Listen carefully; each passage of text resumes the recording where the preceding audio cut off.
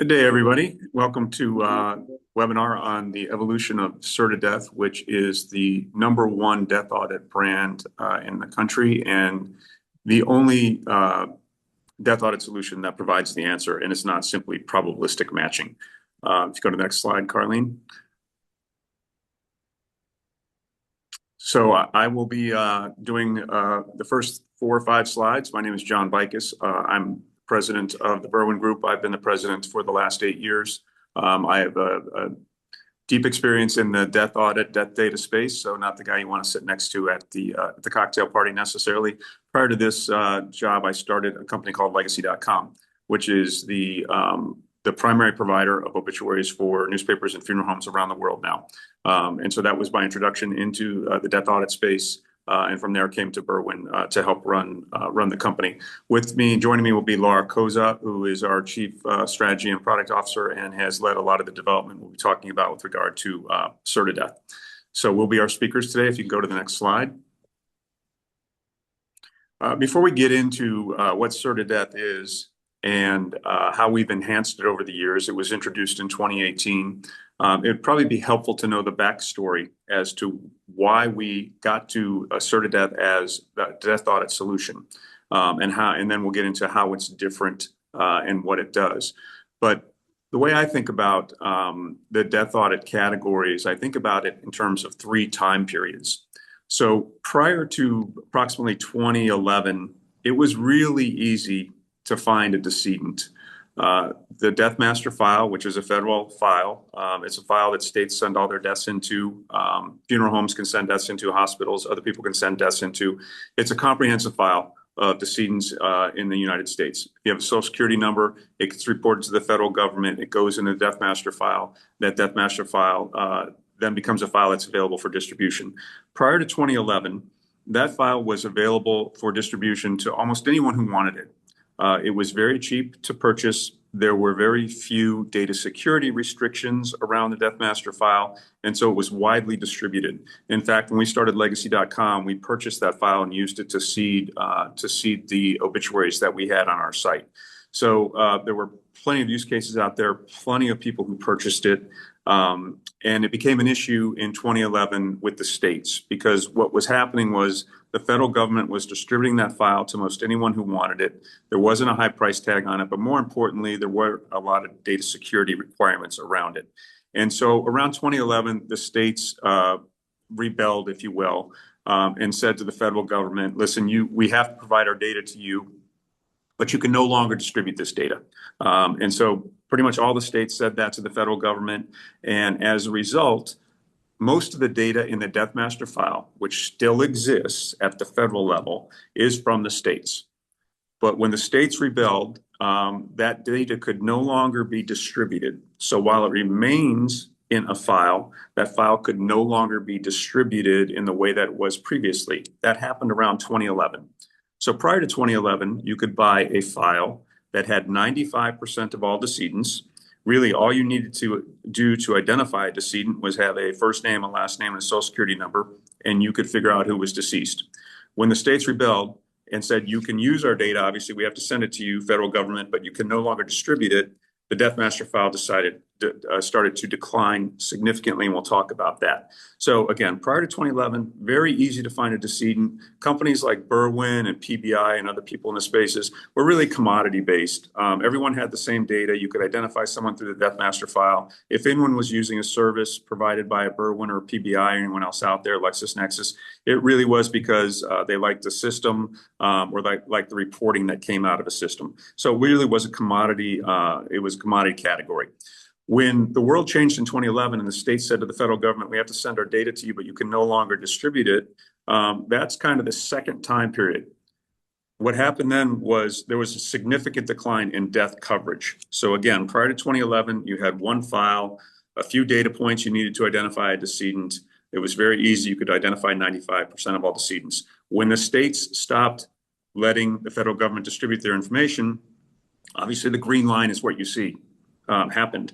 So we went from 95% coverage prior to 2011 with one file and a few data points to identify a decedent to today, you can get 16% of decedents identified through what's called the limited access death master file, which is available to individual companies or individual clients. There's a higher price tag, more security requirements. There are now only a few hundred people who actually subscribe to that for those reasons, and the other reason being that only 16% of all deaths are now covered in the limited access death master file. That's because state data is no longer in that file. It's only data from hospitals, funeral homes, et cetera, who send something directly to the federal government, and that can be incorporated into the death master file. So significant decline in the death master file coverage, and that was what I call time period 2. Then we entered time period 3, which really was 2024, where the federal government started putting different types of data into what was a death master file. What they started to do then was say, listen, there are a number of people in the United States we don't think should receive entitlements. A lot of them were immigrants. And so the federal government started to place people into the death master file who were not deceased, but who they wanted to cut off benefits for. And so that changed the whole dynamic of the death master file, what it was called, how it was used. If you're not paying attention to what's going into the limited access death master file, it can create havoc in your system. If you're not using kind of the same criteria for cutting off benefits or giving people benefits that the federal government is now using. So 3 time periods here with the death master file. There was a single file before 2011, covered 95% of all decedents. You needed a couple pieces of information. You could figure out who was dead very easily, easy to access. After 2011, big decline in the coverage rate because state data was no longer available through that file. It was much more costly and higher data security requirements.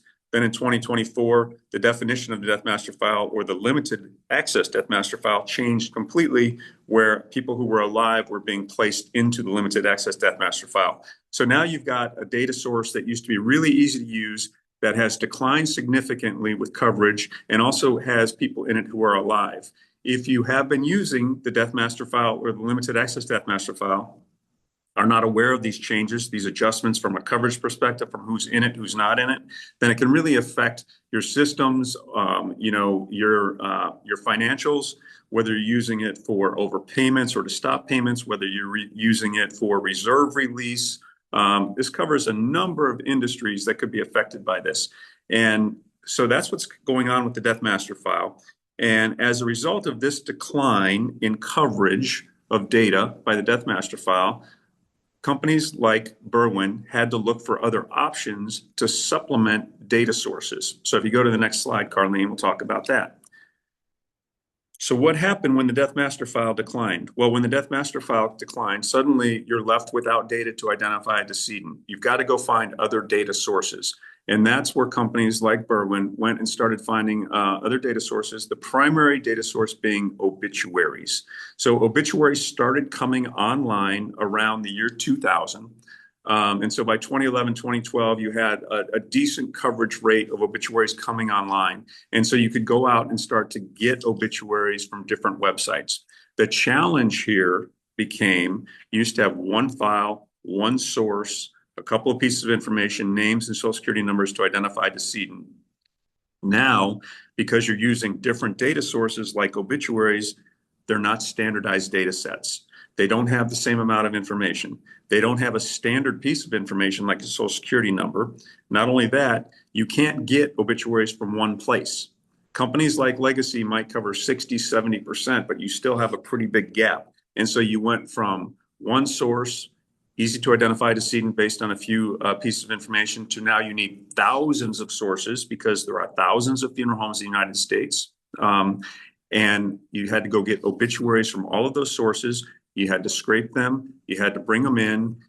You had to make sure that they were standardized from a data perspective to bring into your database to be able to do matching. This became much more complex. This became a much more complex process to identify decedent after 2012. And again, it's because there was one data set, one data source. Now there are thousands of data sources. You don't have a standard piece of information. You need a lot more information to identify a decedent because you're using obituaries as a primary decedent identification tool. And so you need names, you need locations, you need relatives, you need birth dates, you need all kinds of information that you didn't need before to identify a decedent. That's the complexity that happened in 2012. And so if you were using a product that's limited to the death master file, your coverage rate is much lower.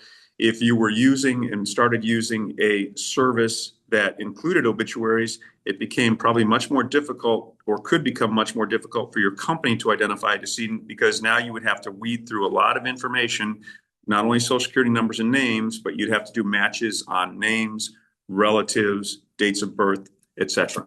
So that's what became really difficult after 2012, and where a company like Berwyn jumped in and said, okay, we see an issue here. If you can go to the next slide. So we saw an issue. The issue was we started incorporating obituaries into the data set that we use to match to our customers. And at that time, we were just like many other companies. We provided probabilistic matching updates to our customers. So we would look at potential matches on names and dates of birth and relatives and locations, and we would categorize potential matches by, let's say, high, medium, and low. Probabilistic matching, which is what all other companies still do. And so we would return to a customer, hey, here's someone we know is deceased because of the number of criteria they matched on. Here are some people who might be deceased, and here are some people who it's very unlikely are deceased, but they have a couple of matches. That's the information we would give back to our customers after 2011, 2012. What we saw was all of a sudden companies or customers had to come up with their own way to identify decedents based on the data we were giving them. It became really hard to do that and to capture all the deaths. And we could see that because companies would return files to us where we would run quick matching processes on them, and we could see that they had missed deaths. They were missing deaths, once again, because this became so complicated to do.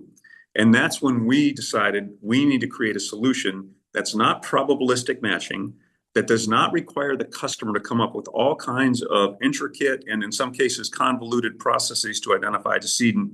We are a death audit company. We need to come up with a solution that delivers the answer. And that's what CertiDeath does. CertiDeath takes all of the sources out there. And by the way, we gather all of the sources ourselves. We are data independent. We do not buy obituaries from anybody else. We go get those ourselves. Clearly, we buy state data where we can buy state data. We get the DMF, and we get several other types of sources, but we are data independent. One of the things that sets CertiDeath aside from other potential competition, we do not rely on anyone else to provide data to us on the obituary side. We take all of that data and we match it against lists that customers give us, and we return people who are actually dead. We do not send to our customers high, medium, and low matches. We identify decedents and only return people who are dead to our customers. That's the big difference between CertiDeath and anything else on the marketplace. Everything else is probabilistic matching. The customer has to do the work. They have to figure out if they're missing deaths as a result. CertiDeath does all the work for the customer and returns decedents to the customer. How do we do that? We do that because we have the most comprehensive database and data sources and continue to invest in that. We do that because we have algorithms that have been built over the course of 30 years to help us clearly identify on an automated basis who's deceased based on the criteria that get matched. And we actually have a team of human expert reviewers who will look at cases that are on the margin, that can't be automatically verified through our algorithms, that will get sent to our human expert review team. They will then access other databases, for example, relative databases, address databases, to identify whether the person is actually deceased. That's a big difference in CertiDeath and other solutions, is we have this team and have invested in the team of human experts to make sure that we capture all of the deaths. As a result of that, CertiDeath has become the #1 death audit brand in the country. It is the only true death audit brand. It's not probabilistic matching. It's not death audit data. It's the answer. We continue to invest, and Laura will talk about that. We have a team of human experts. We get our own data. And as a result of all of that, we have 98% coverage of decedents in a population. That's much different than you're going to hear from other companies that might be offering death audit solutions. They will say they have 98% coverage of deaths in the United States. That's great. We do too. That's deaths in the United States. you need to have that coverage to be able to get to deaths within a population. Deaths within a population is a much more specific statistic because it applies to your population, not to the United States in general. In order to get to that 98% of your population, you have to have a solution that identifies all of the decedents. If you don't give everyone the answer, you have no idea how many deaths you're covering in a population. You only know it at an aggregated United States level. In addition to 98% coverage, our false positive rate is less than 1% for most categories that we're in, less than 1%. That's really important because we're giving you the answer. We're not making you do any work, and you've got to have confidence that what we're giving you is correct so that your processes internally are not negatively affected. As a result of this solution that we've built, we have 1,500 clients on the solution across multiple verticals, including pensions, insurance companies, third-party administrators, financial institutions, and healthcare. Those are the primary categories in which we participate. 1,500 customers use this solution alone, which again is the #1 death audit brand. It was introduced in 2018, so it's grown dramatically over the last 7 or 8 years. And importantly, we continue to invest in this solution. So we've developed a solution that provides the answers to our customers, not guesses to our customers. And we continue to invest to make sure that we provide the best answer to our customers, but also so that we take care of some other issues like data security, coverage, and other things that come up given the complexity that has now developed in the death audit category, which did not exist prior to 2012. So with that as the introduction, I'm going to turn it over to Laura Koza, who will walk through the additional enhancements that we've done to CertiDeath to make sure it continues to be the leading brand in the country and meet our customers' needs across all the categories they need to have their needs met. Thanks, John. I appreciate that introduction.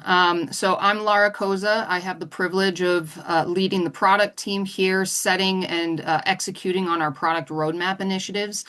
And when we set those initiatives, we're really trying to make sure that we're solving our clients' needs and challenges, as John mentioned. After nearly a decade of running CertiDeath, we've learned a lot. We hear the same challenges from our clients in sales conversations, and 3 of them are what we are addressing through these innovations that we've launched this year. The first one, my file's in rough shape. I need to fill the gaps first before I can run a death audit. We hear this pretty consistently. An organization might know that their data has holes, missing social security numbers, missing dates of birth, addresses that maybe haven't been touched in 15 years, haven't been updated because individuals don't tell you when they move. And it's entirely reasonable to say we should clean this up before we hand it over to a vendor to run a death audit.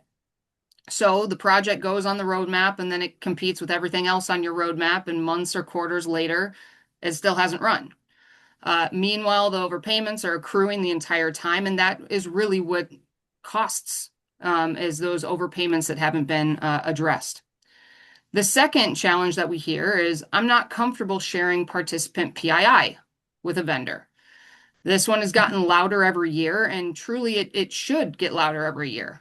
If you're a fiduciary or if you sit anywhere near a security or a privacy review, sending a file full of social security numbers to a third party is a real hurdle. And we've watched deals flounder or die in security review, not because anybody doubted the value of the audit, the death audit, but because nobody wanted to sign off on sending us an SSN or a bunch of SSNs. And then the third one that we've heard is I need more than a subscription death audit. I need more of a one-off lookup capability. So what a scheduled death audit answers is the question of who in my population has died, but it doesn't answer the situation of I have this one participant, it's in front of me right now, I'm about to cut a check and I'm missing information. That's more of a Tuesday afternoon problem needing resolved in the immediate process flow. So these are 3 common client challenges, and we've addressed all 3 through our innovation that I'll talk about next. So the 3 releases this year are mapped onto those 3 challenges. And what I want to call out before I walk through each of these in turn is that all of these are included in CertiDeath at no additional cost. Our model now is that whenever we improve CertiDeath, which we are doing constantly, our existing clients get that improvement. It's the same reason our clients' results get better year over year without them doing anything, because we are constantly investing. We are constantly looking to make our product better and better for the benefit of our clients. So the first one in Q1, we launched Data Enrichment. We're the only provider that enriches your file before running an audit. What that means is that you send us whatever you have, we'll fill in the gaps, whatever's missing, and then we take it through our matching and validation process. So that answers that challenge of my file's in rough shape. Do I need to fix it beforehand? No, we're going to remove that burden from you, and we can clean that file now as part of our death audit process. The second one in May, we added the access to the research center to our CertiDeath solution. Previously, those were separately sold products, but now that is incorporated again at no additional cost into our CertiDeath solution for our CertiDeath clients. So what Research Center is a self-serve lookup for individual records. We have a client portal where you can go in, and it's the same portal where you go and gather your CertiDeath results, but there's a Research Center portal there where you can look up individuals on demand. And third, our newest release is our death audit with no SSN required, and this is the one that I'm really excited about. It's an industry first. And what we can do is do a complete death audit without you sending us your individual Social Security numbers. So we're significantly reducing or eliminating that PII transfer. So let me take these one at a time, starting with the data enrichment. The challenge is that participant or policyholder records are often incomplete or inaccurate. Everyone here already knows this about their own data, but what you probably don't know is how common it is, how universal that data, those data issues are. And we can measure it because we see thousands of files and millions of records come in every year.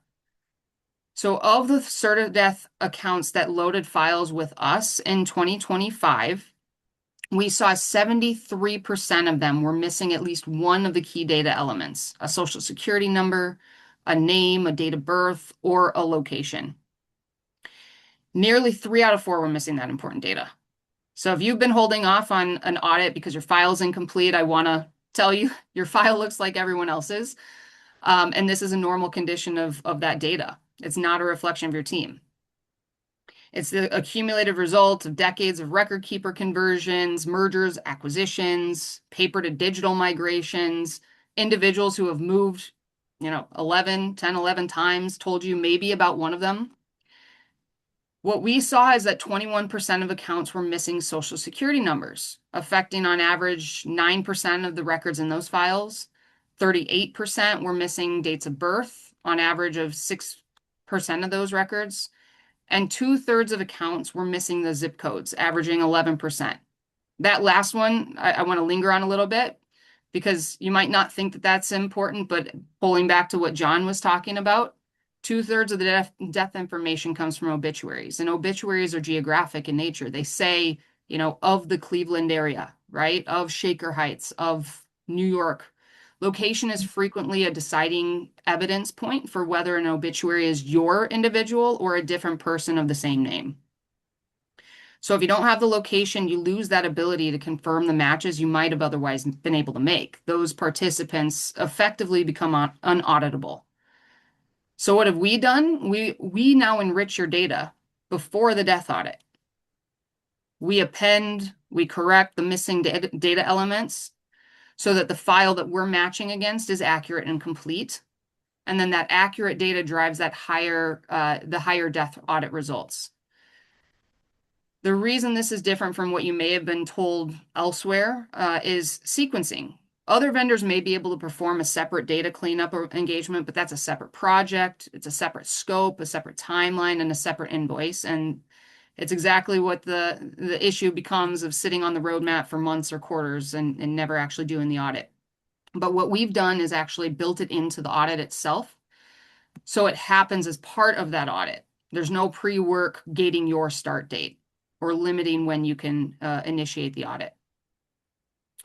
No other death audit solution in the market offers this. Everyone else matches against the file you give them. So if your file is missing that 11% of the zip codes, that's just kind of accepted loss or introduction of false positives. So we can go to the next one. Our second evolution is our inclusion of the research center into our CertiDeath solution. And this answers that one-off lookup problem. And this is, again, now included with every CertiDeath subscription, no additional cost. It's available to CertiDeath clients, all new CertiDeath clients and existing clients at contract renewal. So the use case example here is that your scheduled audit, that's a population level answer. It tells you who among your participants have died in the last run. But the questions that really stop your work are the single record questions. So a payment might be about to go out, but the address is returning mail. It's been returning mail and you don't have a new address. A beneficiary might call to say something that you're unable to reconcile with your record, what you have on file. You might get a partial name match on an obituary, and you need to know whether that's your person or be able to show that alignment. Or an escheatment deadline is approaching, and you need to document what diligence you did. So there are 5 capabilities here, and I'll take each one of them in turn briefly. The address history gives you the history of known addresses for a person. So it's not only the most recent current address, but it's also that history so that you can reconstruct where someone's been. It gives you the last seen dates as well as date of birth for the search criteria that you put in. The death data search is for federal and state death records, including the date of death. Obituary search gives you possible obituaries associated with your individual that you searched. And both of those searches, the death data and the obituary search, do leverage the same sources that we use, but they aren't validated results like you will get with the CertiDeath death audit.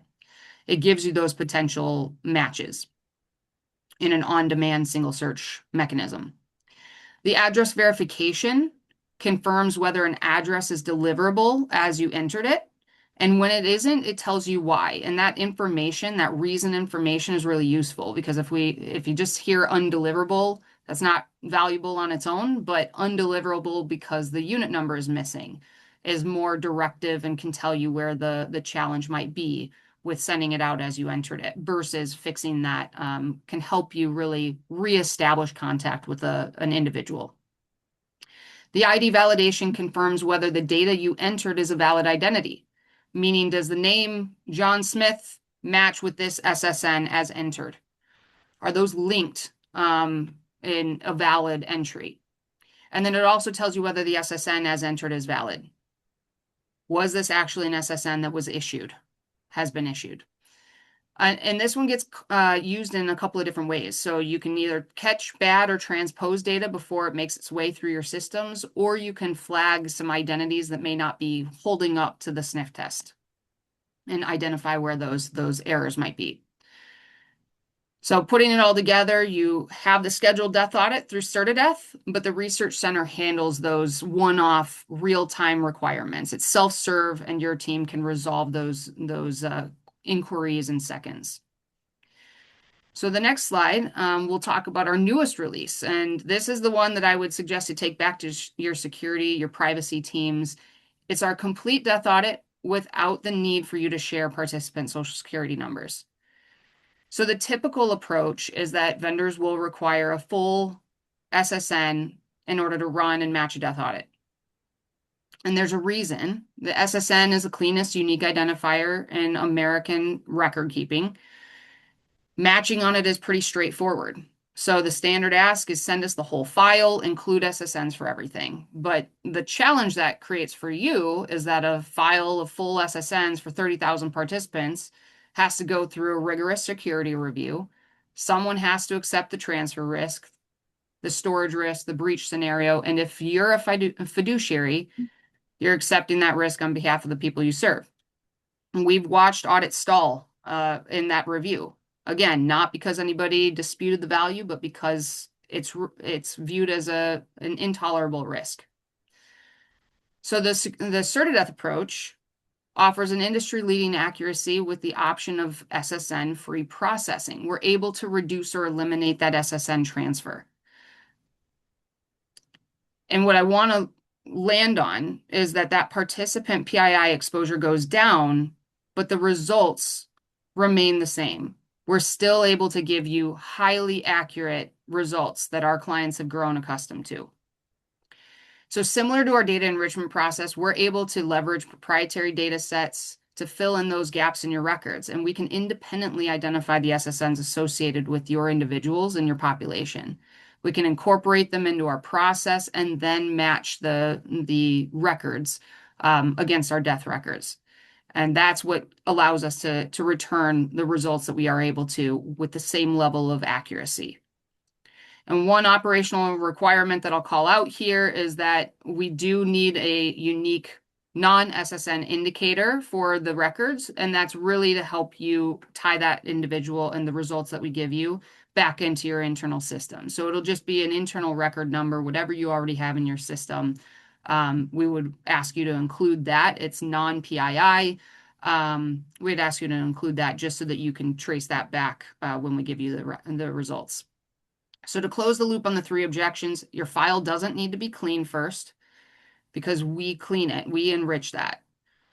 You don't need to wait for a cycle because you have the research center. You don't need to do a batch alternative. You can do the individual lookups real time, and you don't need to send us social security numbers. So with that, I'll kick it back to John to summarize. Yeah, thanks for that, Laura. If we go to the next slide, and let's try to tie this together for everybody.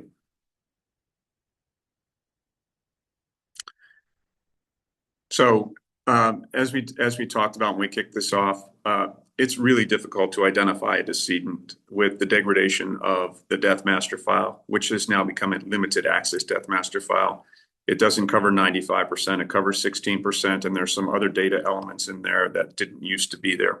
As a result, you need other data sources to identify decedents. If you're only using social security number matches from certain files like the limited access death master file or state records that are being legally used and are available, you're going to be missing over 50% of all deaths. So if you're not incorporating some system that has obituaries and other data sources, you're likely missing over 50% of all deaths. So because this has become complicated, because you can't use the limited access death master file as a single source, you need to have these other sources, which are obituaries. We aggregate obituaries, but just aggregating obituaries and providing probabilistic matches isn't good enough because deaths are still being missed. We saw that. That's why we created CertiDeath, which is the only death audit solution in the United States, the true death audit solution, not probabilistic matches, only delivers the answer. And we've continued to build on that. So because we have this solution that only delivers the answer, we continue to look for opportunities to meet the needs of our customers. And Laura went through that. The things that we heard from our customers when we created the solution, as she mentioned, biggest thing we see across all industries, really important to hear this part, populations in all industries, the data in populations in all industries is not good for the various reasons that Laura mentioned. It happens in every single industry, and that can be a big reason why people who are using death data solutions are not finding all the deaths, because they don't have all the data on the front end that's now needed to find a decedent. You don't just need a social security number and a name. You need a social security number, a name, an address, relative, a date of birth.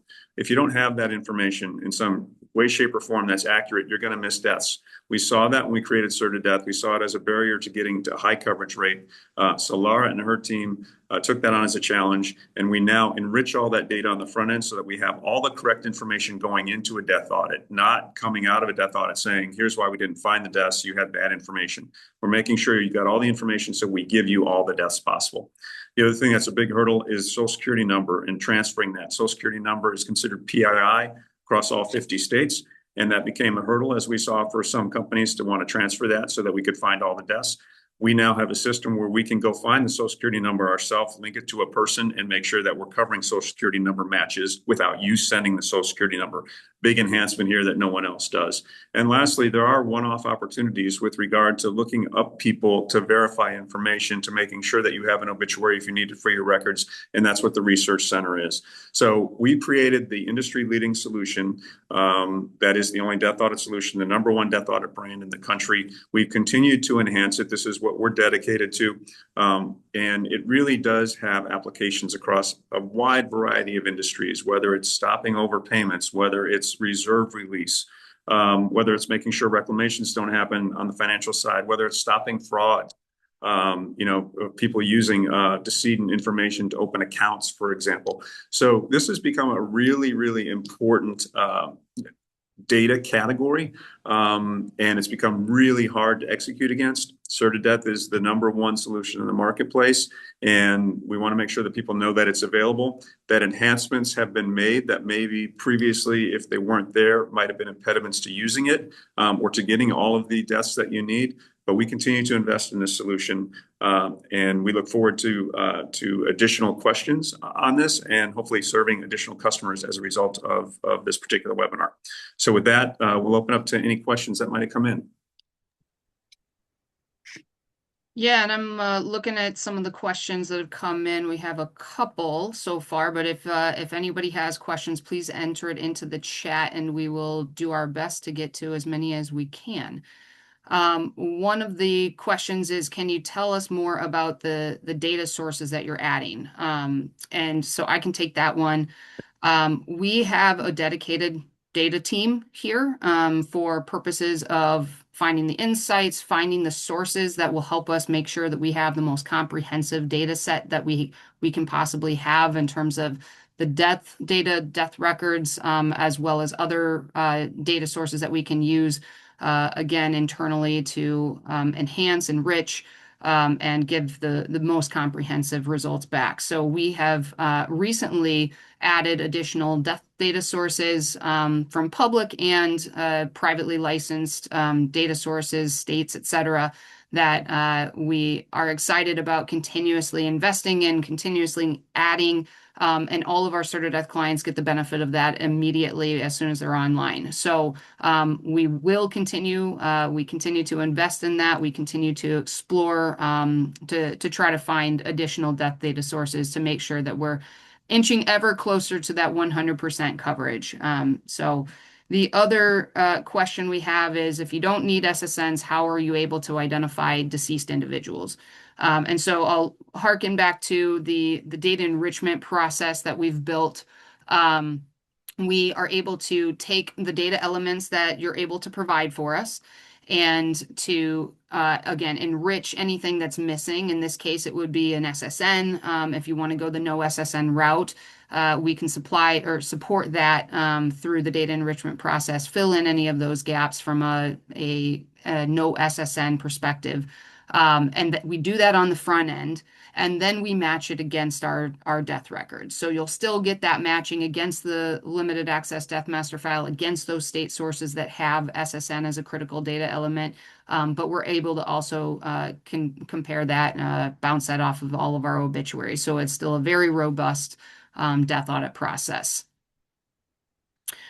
We had another question that came in. Is there a way for our fund to run a test or get a better understanding of how bad our data is? And the answer is yes. Thank you for the question. We do mortality analyses as well as data quality reviews on a complementary basis. So we can run a sample of your population through those analyses and provide that data back to you to say, here's the quality of your data and the direction of how many deaths you have in your population. So we can run that for you. We would love for you to reach out to us. We can follow up with you as well, and give you more information about how to kick off that analysis. Yeah, proof of concept really important, and we missed that part. I apologize, but people are going to want to test this, and that's fair. So you send us a file. We run that through our system, and we provide back to you, here's how many decedents we see, and here's how many are definitely deceased, here's how many are likely deceased, so you can get a sense for how many are you missing. And to Lara's point, we can also do data quality review on that. So really important that people know we do that as a proof of concept up front. Mm-hmm. We have a question about how frequently is the data refreshed? And I think that this is probably referring to our death data. We source records on a daily basis. Some of those are dependent on the frequencies with which our sources provide us updates. But we are constantly out gathering more publicly available data sources through those obituaries, funeral homes, et cetera, that we are building ourselves and going and gathering. We do that on a daily basis. And we're constantly evaluating new sources that come on different frequencies, but we're always working to get them as quickly as possible. And what we see is that the median time to get an obituary into our system is 5 days post date of death. So that is a significant time savings as compared to some other data sources out there. I'm curious about your data enrichment sources and what level of accuracy you achieve, especially with older records. So that's a great question. So we are able to achieve, again, a very high level of accuracy with that data enrichment process. We've tested this extensively, and we are able to maintain the same level of accuracy as CertiDeath with SSN. So we're really happy about that, really proud of that fact, that we can do the same with less. And so I'm really excited about that aspect. And the older records, we have death records back, to the 1900s, the 1800s, and we've continued to build and maintain those historical databases, and then just continue to add on net new records. So we have a database of 75 million death records. Obituary death records, I should specify, as well as the historical limited access and full access death master file data. So we are able to be extremely comprehensive, even against the older records that come in. And then how do you handle common names, name changes, twins, or incomplete identifying information? That's a great question. We see the twins come up a lot. We see the junior seniors come up a lot. And what we know to be true is that you find those through our expert manual review team. Those things commonly can make it through auto validation mechanisms. And we see that when we onboard new clients, even, or do analyses against, we commonly do analyses for prospective clients, and they ask us about, well, what about this one? And we say, well, that's actually a false positive. That's a twin or a junior senior situation. So whoever gave you that is incorrect. So our operations team takes pride in the process that they've built and the review that they know exactly what to look for in those common situations.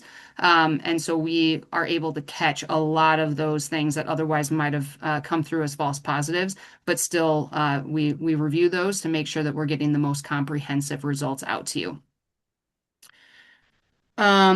How quickly after a death would we typically receive a match? Again, we see the median time for an obit to come in 5 days. And our validation process takes a very little amount of time too. The biggest time that it takes is on the initial file upload, and that's simply because then our review team is going through the bulk of potential matches when we're looking back through all of history of all of the death records that we have.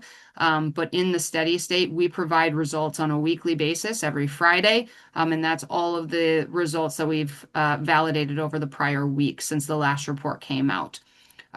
We do have the opportunity to do daily, but our common is weekly.